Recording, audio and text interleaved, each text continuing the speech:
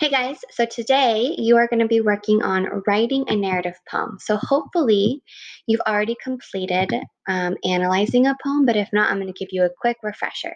If for some reason you missed the writing assignment on Tuesday, you're going to go back through. There's a to-do list for you right here on slide 2, and you're going to go back through. You're going to watch the video on this slide here, and then it'll show you how to analyze this poem and how to fill in this slide. So stop this video now if you didn't already fill in slide 7, okay? And go watch this video on slide 5 and then come back to this video, okay? If you already have slide 7 done and you're ready to move on, you are going to begin your lesson today on writing a narrative poem. So you analyzed the narrative poem on Tuesday called Hiking with Bears. And now today you're watching this video right here, and you are going to be starting your own poem. So on slide 12 here, you're going to start mapping out your poem. You're going to say, the setting, where do I want my story to take place? And you're going to type it in right here. Okay. Characters, you're going to think, who do I want my characters to be? And you're going to type that here. Problem, just like the other poem we read, you need to have a small problem and a big problem. So type in your problems here. And then resolution, how do you want your problems to be solved? Type in here how you want your problems to be solved, okay? Then, once you have all of that filled in, you can start typing your poem here. Now, I'll help you by making an example here, but really there's no wrong answer here. So our first poem, the one we analyzed on Tuesday, was all about two young kids, maybe a brother and a brother or a brother and a sister, walking through a hiking trail, right? So let's say you want to write something along those lines. Maybe you want to talk about being at a beach. So you could say something like, fun in the sun, okay? And you can start out here. So let's say your characters or your setting is you're at a beach. So then you can start off by talking about the beach, talking about what beach you're at, what's going on. Maybe it's a beautiful sunny day. Maybe it's really windy. Maybe it's Cannon Beach. Maybe it's Ocean Shores. So you're gonna talk all about where you are there. So you can start off with, it was a beautiful sunny summer day, Cannon Beach.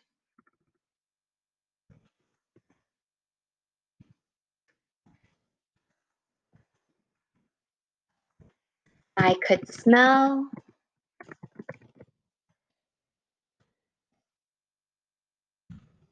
the salty ocean air. I heard seagulls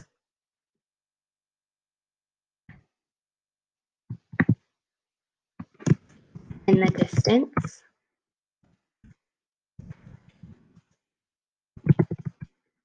See here how I'm describing something I'm hearing, something I'm seeing, something I'm smelling, so all my senses here. So feel free to really make sure you do that whenever students are come to me and they say, I don't know what else to write. One of my pieces of advice is always talk about all your senses. What do you see? What do you smell? What do you hear? So let's see, we covered smell, hear, see, and then taste. Maybe I took a bite out of my strawberry ice cream cone. So now I'm talking about something I'm tasting.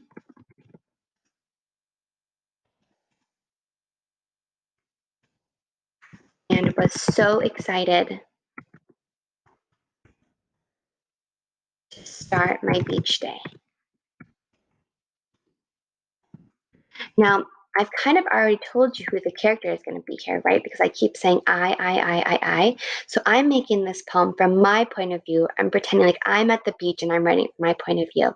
So that must have meant that I meant that and over here, I put myself as one of the characters. So I've got Cannon Beach at the ocean. I'm one of the characters. And I'm going to say I'm going to have my siblings be there too. So my siblings and I played in the water. splashing and laughing. Now, a lot of you are probably thinking, oh, I totally got this. This is just like a narrative essay.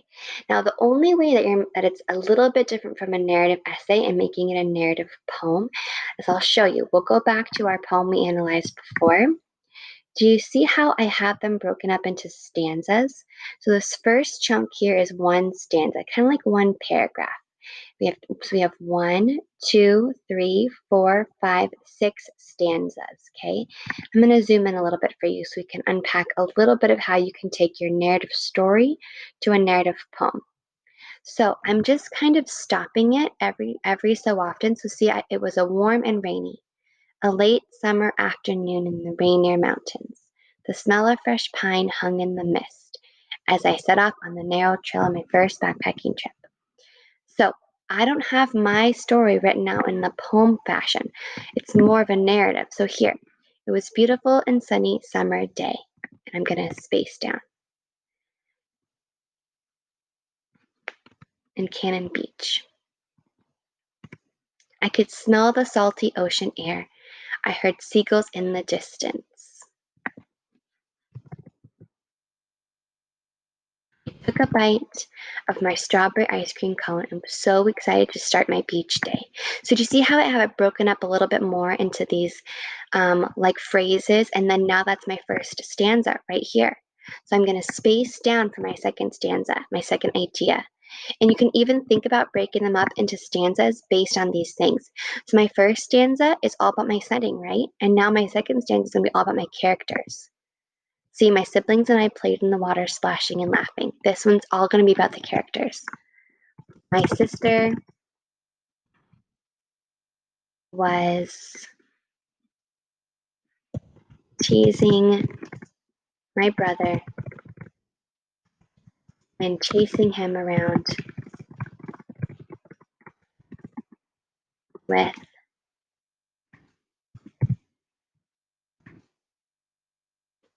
a dead crab. You know how you see those all over the ocean, all over the beach? Okay, so this is my second stanza. Stanzas are basically like paragraphs for poems. So my second stanza will be about my characters.